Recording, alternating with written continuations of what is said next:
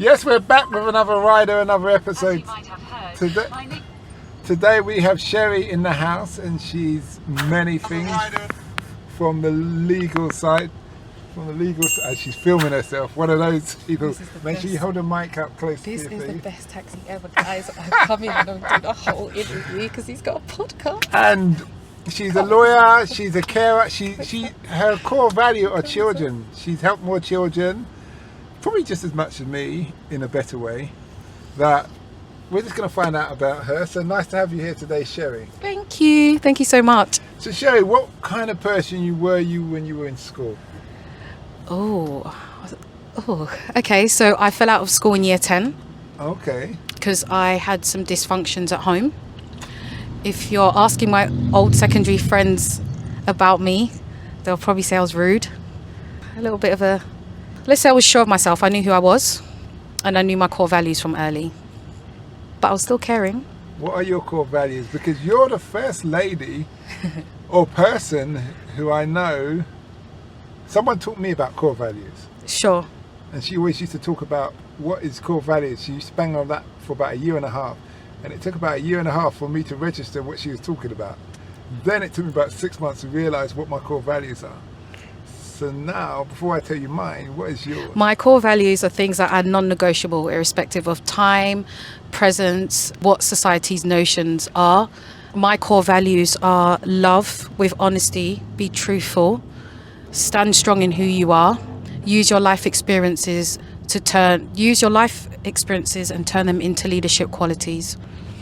Those are my 4 main core values and pillars. Okay, that's interesting. I have 5. First one is children. Obviously come from children's home. Then the other ones aren't in any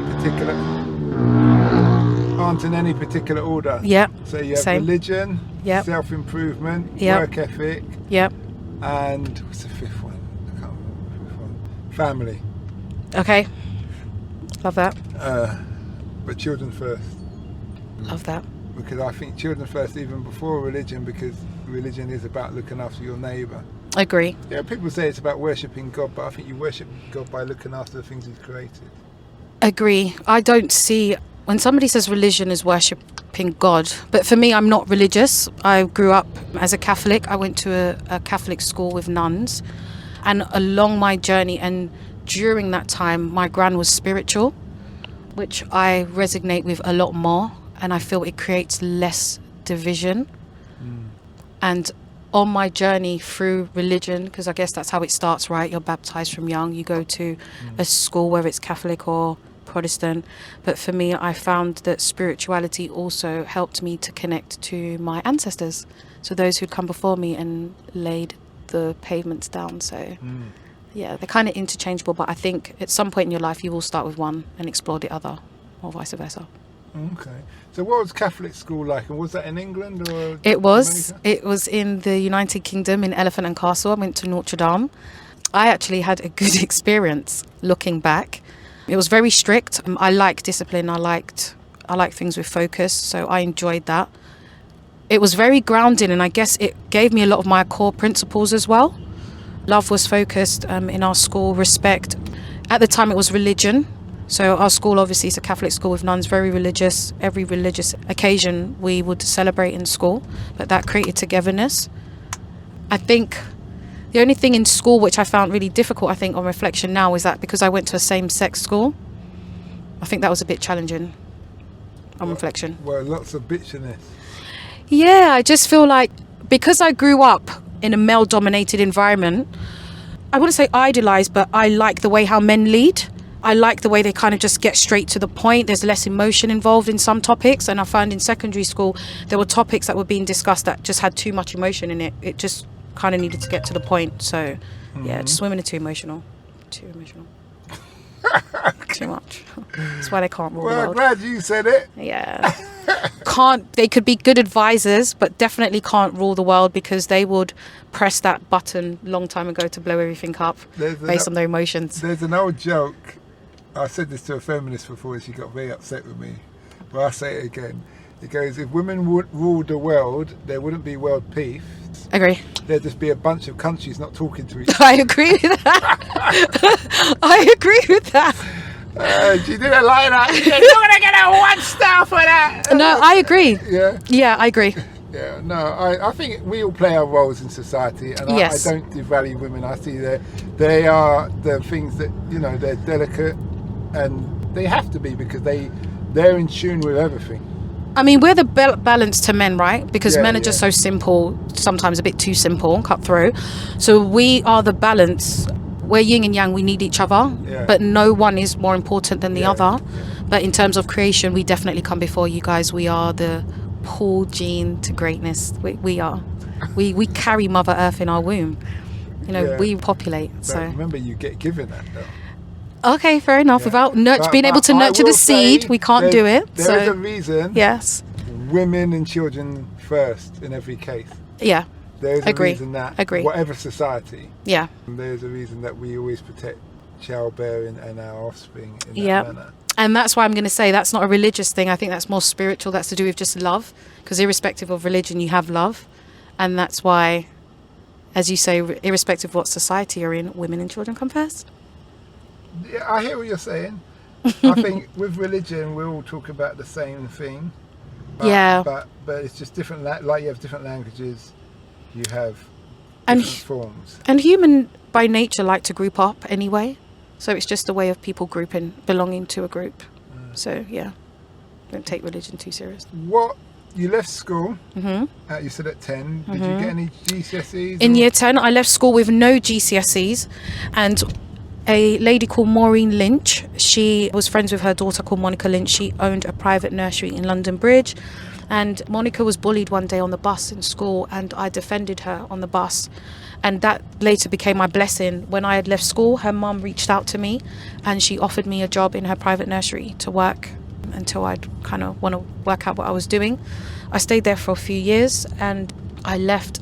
There was an opportunity in The Guardian for ethnic minorities to become involved in supportive housing, probation officer, supportive housing, probation officers, drug and alcohol. I picked supportive housing. This was my first route into education because I'd left school before year 11, so I didn't leave school with no GCSEs. I was predicted 12, but I never sat my exam. I became a mum at 18, and then that opportunity had sprung up in the Guardian newspaper. I read it. I grabbed the opportunity with two hands, and then I later qualified. So that was my first qualification, Community Justice Level 3. And then I hit the ground working. So I worked in Stonham Housing for a number of years. And then I applied for like my first real job outside of my NVQ placement. And that was at Eve's Housing for Women, working with trafficked and prostituted women and mental health. I loved it. I think at first when I joined, the team manager gave me all the so-called difficult clients.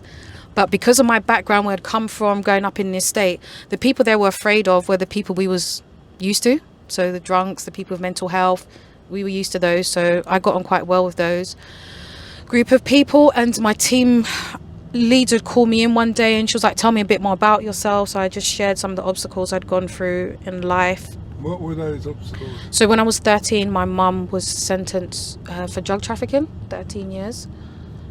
I didn't tell the school because I was scared of social services, social care, because culturally you're always told, like, don't tell them your business, right? Yeah. So I didn't tell them. So what happened was I was presenting as like disengaging, challenging the teachers and stuff. And then I just woke up and said I weren't going back. I just never went back. My grandmother, interesting enough, we didn't go into care because my older sister had sent for my grandmother from Jamaica to come and look after us. So she looked after myself and my younger brother. There's 10 years apart. My mum's got 3 kids and my sister's 10 years older. Where was your dad at that time? At that time, I think my mum and dad was going through a divorce. So he was like kind of back and forth, but he wasn't the main carer for us because my dad has a lot of children. My dad has 21 kids. And he comes from a very interesting background as well. So it definitely wasn't going to be a stable background for us. So my grandmother had come over to look after us. Didn't go to school and then fell in love. And I think at that point in my life, I thought I had everything, I guess because of all the traumas that I'd went through. So it was like, what else is there to see? I became a mum, and then that whole emotion when I was giving birth was something I'd never felt before. But one thing I did know, I didn't want my daughter to feel the pain that I had felt. So I was determined to make sure that I would outperform my parents and anyone from my background or my community. Like, I just had this desire to overachieve. So that's what made me explore the NVQ opportunity when it come up. I'd qualified in that, and as I said, I went on to work at Eve's Housing for Women. I sat down with my team manager one day and I was just like, how come everybody gets more money than me but I outperform them? And she was like, they've got a degree. And I was like, oh, okay, cool. That led me to look into studying. So I went off to study. I'd done social work first. Probably by the second year I hated it. Just wasn't what I thought it was. And then I went on to qualify in psychology, family and behaviour therapy, leadership management level 5, law, and then I kind of just went on from there. Went on to be a probation officer, qualified, got my social work degree, worked as a social worker, hated it.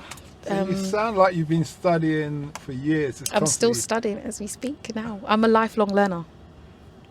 I like learning. I suppose that's the thing about life in general. It is always about learning, feeding off other people. That's what this podcast's about.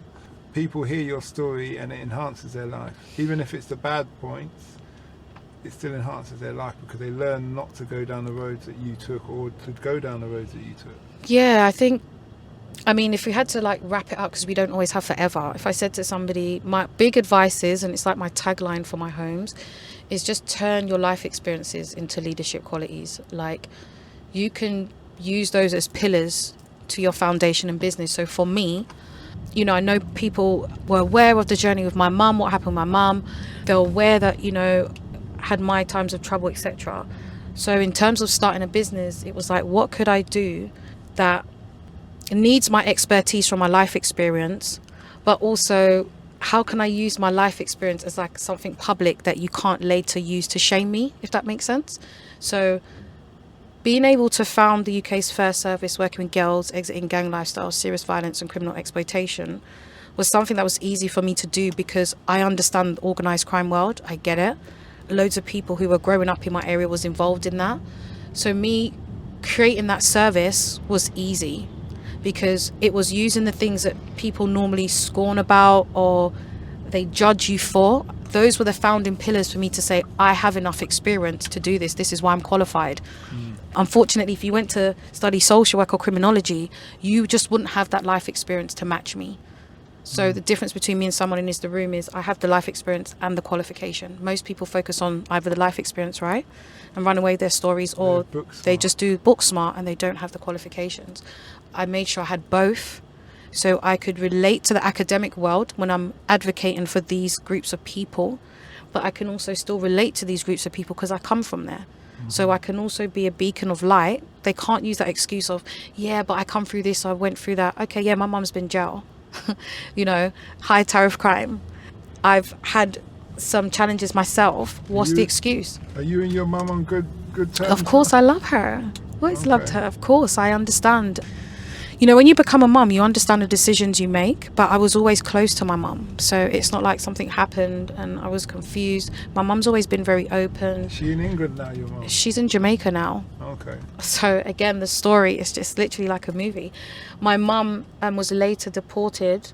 So she had her citizenship revoked. So a lot of people have this assumption that like deportation is if you're in the country legal.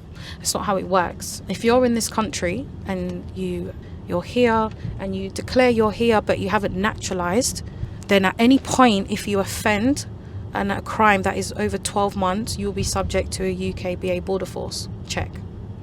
If you haven't sworn in, so you're here, you still have like your Jamaican passport, etc. If you haven't naturalized, so swap that to say British citizenship, and you commit a crime and your sentence is anything over 12 months, then you could have your citizenship revoked and sent back to your country because technically you didn't abide by the law of the land. So my mum experienced that because that was also going on during the time. That would have been 80s, yeah? 80s, 90s. So that happened during a time where Jamaica was having discussions with the United Kingdom because there was loads of high tariff crime, drug trafficking, murders, etc. So the UK and Jamaica at the time had spoke about setting up this arrangement. So where you have this outcry now about people talking about mass deportation, it's been happening for a while. It's just not been happening in the masses because it was things that people never spoke about because there was that stigma or shame. Do you think that's wrong though? Yeah, I feel like when a family's been settled here for a period of time and they've established themselves, then how could you rip them out into a community they don't know? My mum left Jamaica in her like early 20s. She'd spent more time here than she'd spent in Jamaica. So technically she's gone to a foreign land. So yeah, and I think the psychological trauma as well should be looked at that. I mean, if you say you punish people and they spend their time, if they've spent their time, then it's almost like re-punishing them again. Some people may say, being devil's advocate, Sure. that the person who committed the crime has caused the issue. Do you see what I mean? Yeah, I think I could have a balance where I'd say if it's murder, fine. And don't get me wrong, you can still play double advocate, because some people would say, well, distribution of drugs sometimes, down in a chain scale, someone could overdose, right? I wouldn't buy that. I wouldn't buy that because from someone who's never taken drugs, the amount of people who've come up to me to ask me to buy drugs, they want to buy drugs from me, assuming because I'm a tall black man in a white environment, I know it's their fault more than the dealer. No. Do you know why I threw that in there? Because same way how you play devil's advocate, there's some smart ass that would say that. So I'm just saying, and for me, the rebuttal would be, first of all, that would have to go through several hands for that to have impact. Does that make sense? Yeah. My mum wasn't a street dealer. So it's not like my mum was getting that and then she would be cutting up and serving to individuals. Does that make sense? I'm not taking away the impact it has, but just to show there could always still be an argument for that. But I'm human and I'm somebody's mum. So I'd like to put myself in the shoes, if somebody from another country, international, was here and had murdered my daughter, how would I feel? I think I'd feel bad regardless of where they're from. I think once they've done their time, that would be it for me. I would then want to have mediation with the person at the end. Yeah. I don't think just throwing somebody back, because you don't know the circumstances you're throwing them back to. You don't know somebody's journey here, why they left. And if they've done their time, they've done their sentence, it was fair and it was just, you don't double punish somebody. I would say this on a personal note. Yeah, sure. Because of the whole 300 years of slavery and England not claiming responsibility. Yeah. As I've said, I've been in the military before, and when we come out of the military, they tell us that the time we spend on the battlefield and training to be on the battlefield is the minimum period of time it's going to take us to get back to normal. To rehabilitate, that's correct, yeah. Now, they say minimum, but at the same time they say when you go home, don't shout at the kids, kick the dog, and make love to the wife, tell her you love her, spoon with her. Yeah, don't be aggressive. Yeah. Because they recognise there's all those dysfunctional family issues that occur. Yeah. So now if you throw 300 years of mistreatment and a couple of hundred years of second class or third class citizen, that is an area of the whole Caribbean of trauma.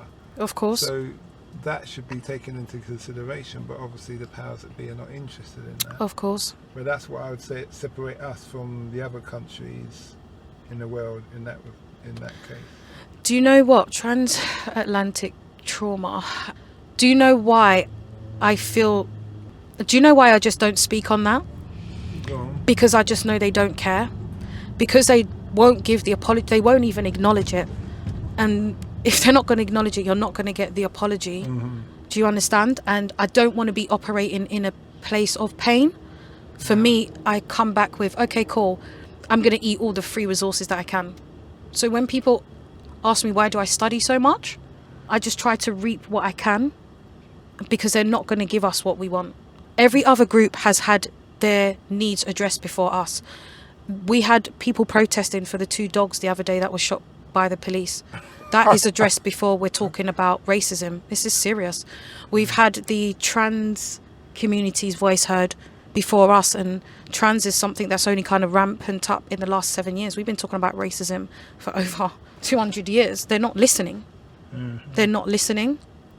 And I just feel when it comes to that, it's kind of individual development that leads to a collective. So let me give an example. I read Condoleezza Rice's autobiography, and I'll never forget it. She refers in one of the chapters that her dad, he's an academic man, used to teach locally and run the church as well. And when the black groups used to go out and protest, they weren't allowed to go out. And her dad said to her, unfortunately, those in the streets are not going to be listened to. But if we upskill ourselves individually and empower ourselves in the place of where we can make change, then you'll have a better chance of making change than standing on the street and protesting. Now, I'm not saying protesting doesn't have its space, because we've had protesters in the past that's gone out on their feet, you know, our ancestors that's done the work on the ground. But that has to work simultaneously with another strategy. So yes, we're on the ground and we're chanting, but we need a set amount of black people to upskill themselves and get into the medical field. We need a set amount of, we need a set amount that goes into law and doesn't focus on just doing criminal law. They want to be barristers, judges, QC. Does that make sense? Yeah. And I know those hurdles are there, because I can hear somebody going, yeah, but they discriminate us. Yes, they make it 10 times harder, but you can still achieve, because I have. So it's just having a collective strategy. The trans group, the gay and lesbian groups, they've made lobby groups. You know, what I say to our people tomorrow is, okay, if they said they're giving us reparation, who does it go to? What's the official group? Do you get what I mean? Yeah, who is the point? Men are married to white women, so right. Right. They're not going to... Do you understand what I'm saying? Because they're not going to... It could be easy. Obviously, you just distribute it up to people's NIs. Do you get what I'm trying to say? You identify who they are. But they're always going to have barriers, and you've got to look at the blueprint. The lobby groups are the ones that get the best results. Who represents our lobbying group? Who are they? Who are the ones that are writing the papers about the psychological effects that's having to us? We know it's there. We've got loads of academic research, but where's the pressure groups? Does that make sense? Yeah. I'm 39. I can't wait another 20 years for this to happen. So what do I do in the meantime? I try and, as an individual, upskill myself and put myself in positions where I'm so-called not meant to be, right? And then when I get there, I open the door and try and bring another 2 or 3 with me. I think there's different battles you fight different ways. Agree. And I think for them in the Caribbean, they need to just stop the national resources being sold to them to give into the West. Just the same way Africa and thing, they all need to work as one.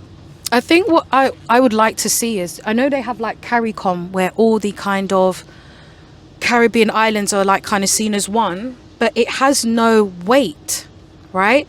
I would love to see Caribbean, Pan-African, like everybody unite as one and have a world dominance. You can see it happening, because I was there in 2019 when the president of Ghana came to Jamaica to announce free visas. I got to, witness that beauty. But looking at the other stuff that was going on, the other fight, the stuff that Bin Laden and Gaddafi was trying to put in place, the currency backed by gold, this should be done by us as African Caribbeans, because we've got the world resources. You know what I've learned? But again, how do we do that? From my life, is certain people only listen to power, force. And I would say we need a military more than anything. Oh, I definitely agree on that. Okay. Do you watch Politics Watch? No, I don't watch TV. It's not, it's a podcast. Oh, it's okay. Yeah. Sorry, I said watch that. So yeah, you would assume that's visual, my bad. Yeah. He talks about that actually. That's his main focus. He talks about actually strengthening Jamaica's military force first, because you can't... Well, it's not Jamaica. You want... No, he focuses just on that country because he reports on that. So just giving that example, he's saying you can't develop the country if the military infrastructure is not strong. Okay, yeah. And he explains how that then trickles down onto the ground. So it's a good listen. It's called Politics Watch. Politics Watch. Oh, Politics. Yeah, I'll share you the details after. Oh, that's good. That's interesting. So how did you started to run children's homes? Yes. Tell us how you started that. So when I started CIS, which was the floating support service in UK first for females who perpetrate, I realised that my work sometimes would become undone because the women have to go home. They come from disorganised backgrounds, chaotic homes, and lots of them always wanted to come to my house to stay. They never wanted to go home. And then I thought, okay, how could I... Your house must have been busy then? No, I had to adhere to my professional boundaries. Okay. Unfortunately, if it was up to me, they would have all been in my house. Yes, but I'm aware of professional boundaries. So I thought, okay, how else can I provide wraparound support for them And that just led naturally to the children's home, which 24-hour staff, and that means I get to be with them all the time. I get to influence much more areas that I couldn't before. So for example, I couldn't influence diet, I couldn't influence sleeping patterns, I couldn't influence behavior and expectations within the home, because obviously I wasn't in their home. But with them living with me or living in our homes, then we get to frame all of that and shape them more long term. Floating support's only 16 weeks work, right? You can only do so much. Children's home is from the day they come, until the day they leave at 18, pending there's no circumstances why they have to move or anything like that. So how many children in your children's home? I've got 32 children. I have 16 children homes. Is it? Yes. That's good. All over London? No, I have not one in London. They're all out of London. I suppose it's more affordable. More affordable, and I wanted the children, especially those who, most of my referrals come from London. I think all of my referrals, I wanted them to come away. I wanted to show them a different lifestyle. I wanted to influence their future thoughts about where they live. You can't do that if you don't see it. Young people are very visual. They're not like tell me, they're like show me and tell me, or tell me and show me. So if I tell you something and show you, more likely to have a greater impact. I'm with you. I'm really happy for you and what you're doing. Thank you. Yeah, it's good. I love it. It's good. I love it. I adore it. Yeah. It's the best. To me, it's the best job you can ever have, working directly with people. Well, you get most satisfaction when you see the children and they're thankful to you. I get satisfaction when they leave and they just pop up and say thank you, or they just come back and tell you a little story and they're like, oh yeah, I was talking about you because of this, and you kind of reflect and you're like, oh my God, he was listening when I said the plates should be put away, don't leave them on the dish drainer, or So it's not come and just girls, clean. you have boys as well? No, I have boys and girls. Yeah, so the service that I first started focused on women, but then naturally I gravitated. The formula works for men and women. And then, of course, I was we had a prison program, myself and Nathaniel Pete, who owns the Safety Box, in the jails. And I just noticed I think I work better with men than women, to be fair, because of my delivery. So the homes covers boys and girls. Okay. So I have more boys than girls, actually. Okay. I have more boys than girls. That's good. What have you learned from your whole life experience that you wish you knew when you had started? It's okay to be the quiet one in the room. Life really doesn't start until you're 30. Take your time. Everything that you see now will still be there 10 years later. And eat up as much free education as you can. I wish I was the nerd when I was growing up now. That's the winning formula. Being popular and being known and knowing everybody, somehow I just can't see how that has benefited me in any way. If anything, it's made me withdrawn. Because the more successful you become as well, you want to not be seen. So that's definitely it. Be easy to yourself, but make sure you've got a life plan from young and execute it. Well, You get it right, you can retire early. Thanks a lot for that. Thank you. Where can people find you? They can find me on Instagram at Johnson28. My website is www.cherie.johnson.co.uk. But most importantly, before all of that, the children's home is www.sanctuary16.co.uk. And if you forget all of that, just go into YouTube and type in Cherie Johnson and Stephanie Taylor. Thank you. We hope that episode enhanced your life. We post an interview every day, as well as vlogging on our social media channels. Don't forget to subscribe to get our latest episode.